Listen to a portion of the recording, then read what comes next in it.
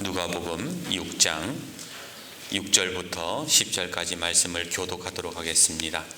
또 다른 안식일에 예수께서 회당에 들어가사 가르치실세 거기 오른손 마른 사람이 있는지라.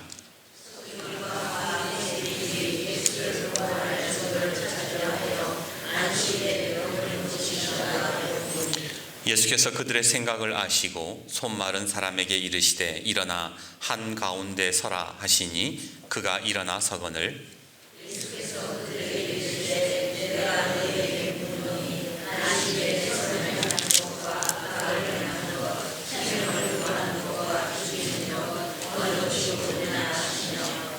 우리 같이요. 무리를 둘러보시고 그 사람에게 이르시되 내 손을 내밀라 하시니 그가 그리하매 그 손이 회복된지라. 아멘. 20세기 가장 위대한 신학자로 알려져 있는 칼 바르트는 이렇게 말합니다. 부활절 설교는 짧을수록 좋다. 왜 이렇게 말했을까요? 그것은 예수님의 부활이라는 것이 설명의 영역이 아니기 때문에 그래요. 지금까지 수많은 신학자들이 그리고 목사님들이 예수님의 부활이 사실임을 증명하려고 했어요. 그런 설교 들어보셨잖아요. 여러분, 그 어디에도 예수님의 무덤을 찾을 수가 없습니다. 예수님을 감쌌던 세마포가 발견이 되었습니다. 예수님의 부활이 거짓이라면 제자들의 증언이 그렇게 정확하게 일치할 수 있겠습니까? 사실 저도 목사지만 그런 설명들에는 별로 공감이 되지 않아요. 그럴 수도 있겠다, 그 정도지. 정말로 예수님의 마음이 내 마음에 확 와닿고 그 부활의 기쁨이 내 속에 막 넘쳐나지는 않더라는 거예요. 여러분들은 어떠세요? 오늘 여러분 이 자리에 계시는 여러분들 마음속에 예수님의 부활이 능력이 되고 기쁨이 되십니까? 안타까운 사실은 우리가 예수님의 부활을 믿는다고 하지만 정작 내 삶에는 그 부활의 기쁨을 잘 못 느낄 때가 많더라는 거예요. 대부분의 교인들이 부활이라 그러면 내가 죽고 나서 다시 산다, 그 정도의 부활을 알고 있습니다. 그러다 보니까 부활절날 계란 주면은 몇 개 까먹고 부활절 계란 행사하는 날인가 보다, 그 정도, 그 이상, 그 이하도 아닌 채로 넘어갈 때가 많잖아요. 과연 그것으로 내가 부활을 정말로 믿는다 할 수 있을까?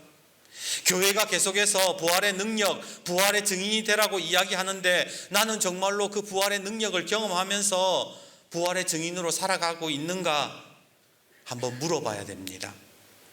그리고 또다시 부활절이 찾아왔습니다. 오늘 이 부활절 우리는 어떻게 해야 부활이 믿어지고 부활의 증인으로 살아갈 수 있을까요?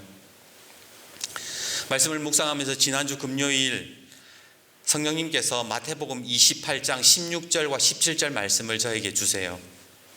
마태복음 28장 16절 17절은 이렇게 말씀합니다. 11 제자가 갈릴리에 가서 예수께서 지시하신 산에 이르러 예수를 배웁고 경배하나 아직도 의심하는 사람들이 있더라. 이게 무슨 말이냐면요, 예수님이 부활하시고 난 다음에 제자들을 불러 모으셨는데 제자들이 지금 예수님을 뻔히 부활하신 예수님을 보고 있으면서도 뭐 했다는 거예요? 의심했다는 거예요. 부활이 안 믿어지더라는 거예요. 아니, 그렇게 오랜 시간 예수님과 함께하고 기적도 받고 설교도 그렇게 많이 들었는데 예수님을 눈앞에 보고도 여전히 의심하고 있었다. 이게 너무 충격적이지 않습니까? 그런데요, 이런 제자들의 모습이 굉장히 한심스럽기도 하지만 한편으로는요, 위로가 되더라고요. 왜? 아니, 예수님을 그렇게 봤던 사람들도 지금 예수님 부활이 안 믿기는데 딸랑 설교 한편으로 부활이 그렇게 당장 믿어진다면은 그게 더 기적이지 뭐. 어쩌면 부활을 온전히 믿지 못하고 기쁨이 없는 우리에게 예수님께서 질책하지 않으신다, 그것이 위로가 되더라고요. 왜냐하면 예수님이요, 이 예수님의 부활을 믿지 못하는 제자들에게 예수님께서 화를 안 내세요. 너 왜 못 믿어? 지금 네 눈앞에 지금 부활한 내가 있잖아. 너는 왜 여전히 의심하고 있느냐? 그렇게 혼내시지 않고 예수님께서 뭐라고 하셨는가? 이렇게 말씀하세요. 마태복음 28장 18절에서 20절입니다. 지금 의심하고 있어요, 제자들이. 그러면서 그 제자들에게 뭐라고 얘기하시느냐? 그러므로 너희는 가서 모든 민족을 제자로 삼아 아버지와 아들과 성령의 이름으로 세례를 베풀고 내가 너희에게 분부한 모든 것을 가르쳐 지키게 하라. 볼지어다 내가 세상 끝날까지 너희와 항상 함께 있으리라. 너무 은혜가 되는 거예요. 너 왜 예수 못 믿어? 너 왜 여전히 왜 부활절이 되고도 믿음이 그 모양이야? 왜 예수님의 부활을 믿지 못하느냐? 의심하느냐? 그거 대신에 예수님께서 하시는 말이 모든 민족을 제자로 삼아라. 아버지와 아들과 성령의 이름으로 세례를 베풀어라. 내가 분부한 것을 가르쳐 지키게 하라. 내가 너희와 세상 끝날까지 너희와 함께 있을 거야. 순간 깨닫게 되는 것이 이것이 예수님의 부활을 경험하는 것이구나 라는 생각이 들었어요. 여러분, 예수님의 부활은요, 내가 믿어야지, 내가 믿어야 해, 그렇게 해서 믿어지는 게 아니에요. 목사님이 아무리 믿으라고 해도 그게 믿어집니까? 그러면 어떻게 믿어지는가? 바로 예수님이 말씀하셨던 의심하는 제자들에게 말씀하셨던 그 명령을 따라서 살 때에 부활의 능력이 경험되어지는 거예요. 그래서 제자를 삼기도 하고 성령의 이름으로 세례를 주고 그 다음에 찾아가서 말씀을 가르치고 지키게 하고 내 삶에서 말씀을 따라 살기 시작하면 그때부터 부활의 능력과 부활의 소망과 기쁨들이 생겨나더라는 거예요. 그 사실을 너무나도 잘 알고 있었던 예수님이 억지로 믿어야 한다고 말씀하신 게 아니라 내 말을 가르치고 행하게 하라 그러셨던 겁니다. 그렇게 제자들은 예수님의 말씀을 따라 복음을 전하고 순종하기 시작했어요. 여전히 의심을 품은 채 말씀에 따라 살기 시작했다라는 거예요. 그러면서 사도행전의 역사가 완전히 다르게 180도 다르게 일어나잖아요. 사도행전에 나오는 그 제자들의 모습을 보십시오. 더 이상 의심하는 사람들이 아니라 그들은 모두 복음의 전도자가 되었고 순교자가 되었고 부활의 증인이 되었던 겁니다.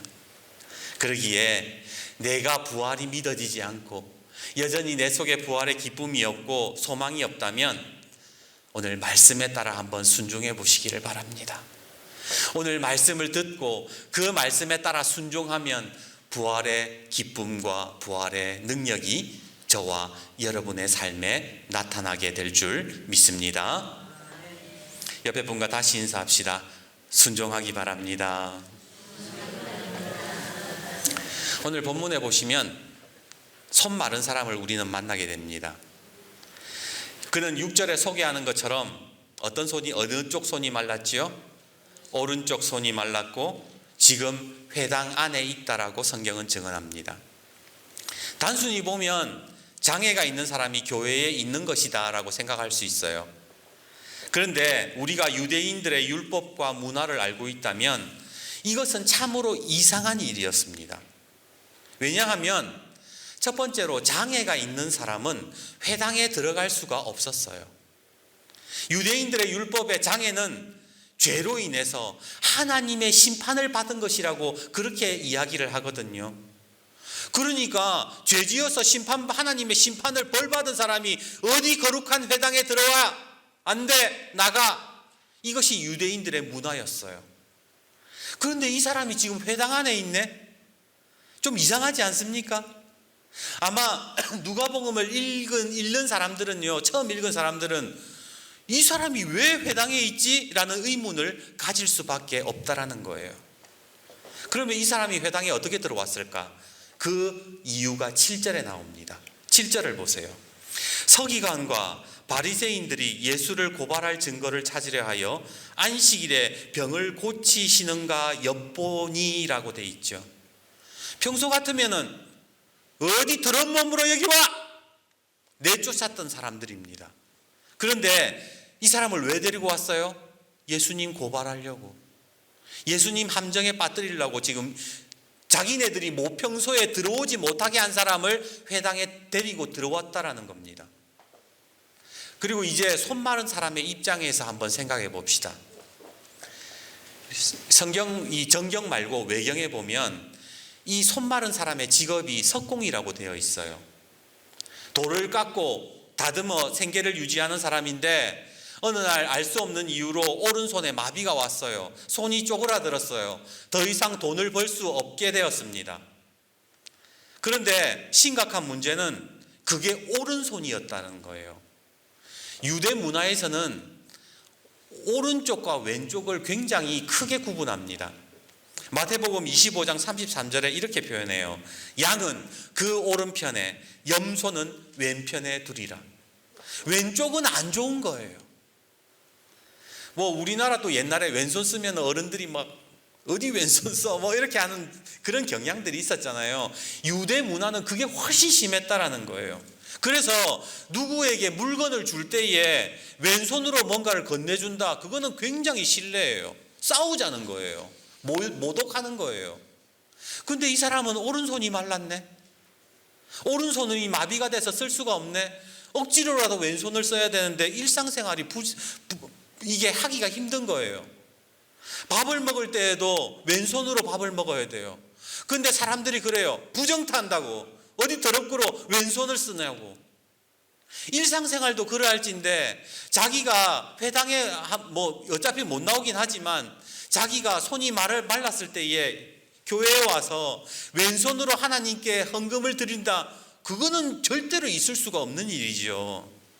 오늘 성경이 굳이 오른손이라고 표현하고 강조하는 이유도 바로 여기에 있다라는 거예요. 이 사람의 사연이 깊다라는 거예요. 즉, 이 손 마른 사람은 하나님께 온전히 예배드릴 수도 없고 일상생활도 할 수 없는 사람이에요. 손도 쪼그라들고 인생도 쪼그라들었던 사람, 그 사람이 바로 이 사람이다라는 겁니다. 저는 오늘 손 마른 사람을 볼 때에 이 자리에 계신 우리 어머니들과 아버지들이 생각이 납니다.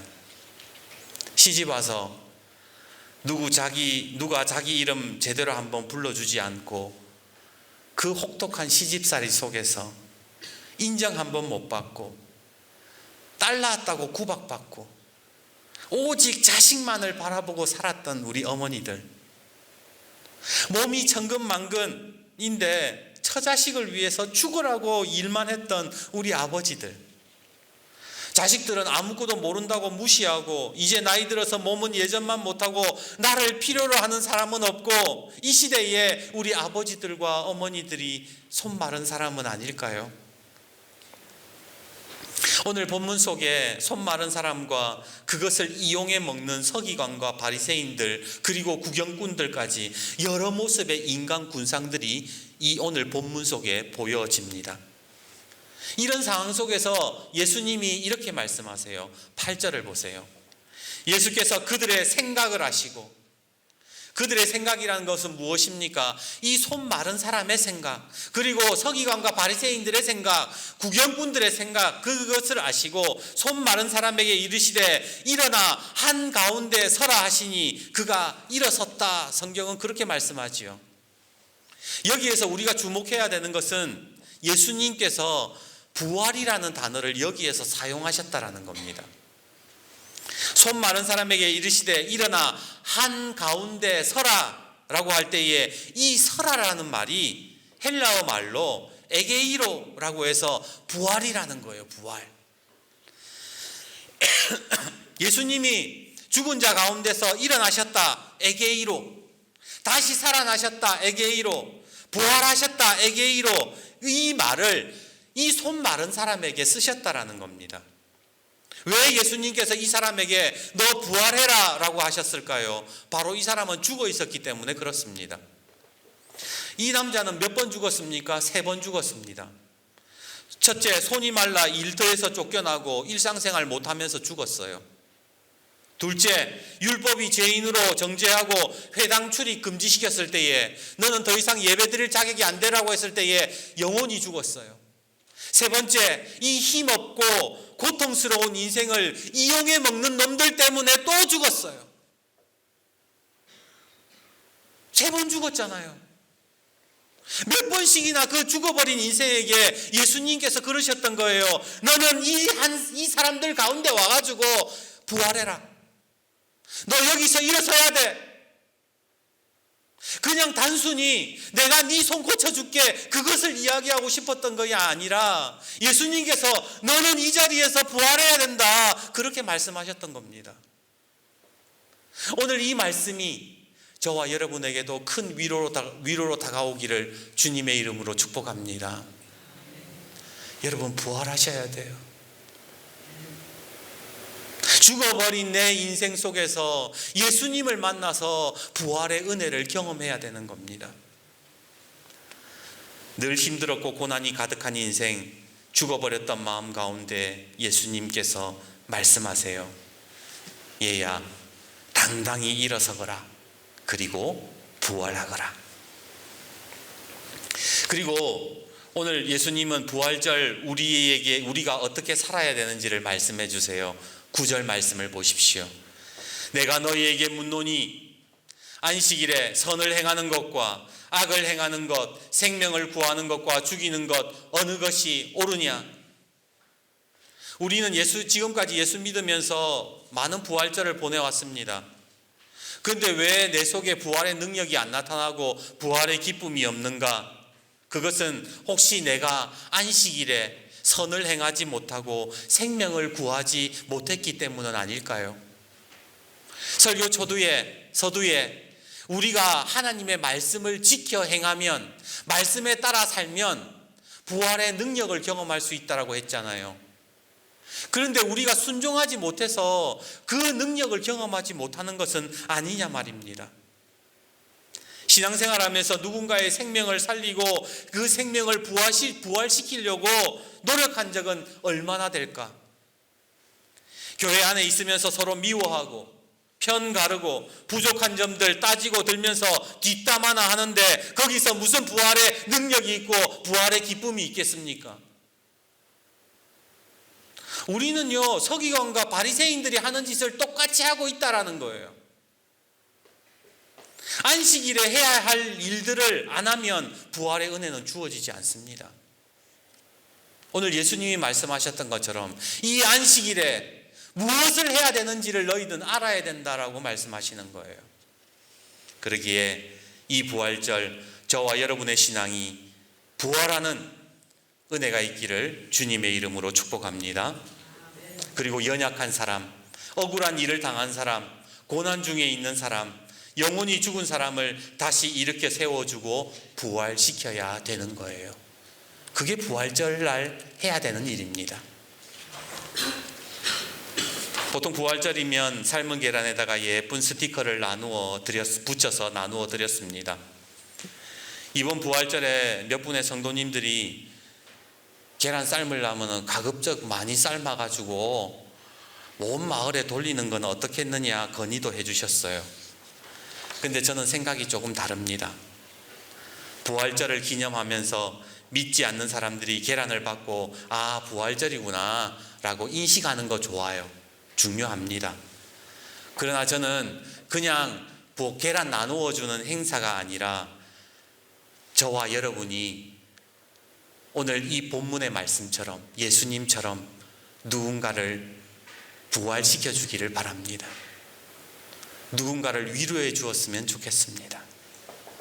그래서 여러분에게 생계란 2팩씩 나누어 드리겠습니다. 한 팩은 여러분이 드세요. 10개들이 한 개를 드린다는 게 아니라 10개들이 계란 팩 2팩을 나눠 드릴 거예요. 한 팩은 여러분들이 드세요. 그리고 위로 받으세요. 그동안 내가 고생했지. 그동안 참 힘들었지. 그러면서 예수님의 위로를 받으십시오.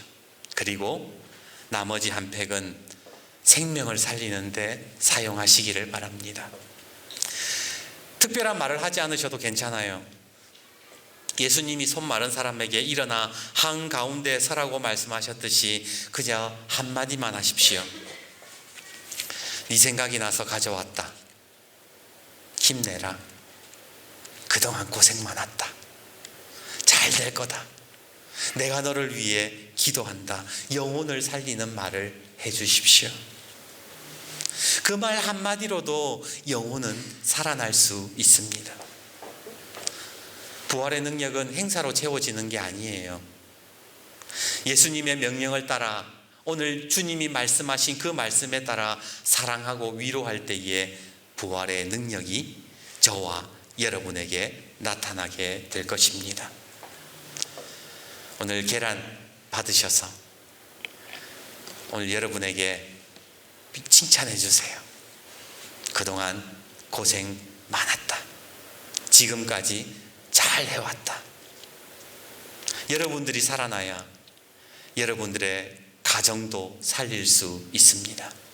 그리고 누군가에게 그 계란을 들고 가서 큰 위로를 통해서 나도 부활하고 너도 부활하는 부활의 역사가 저와 여러분에게 있기를 주님의 이름으로 축복합니다.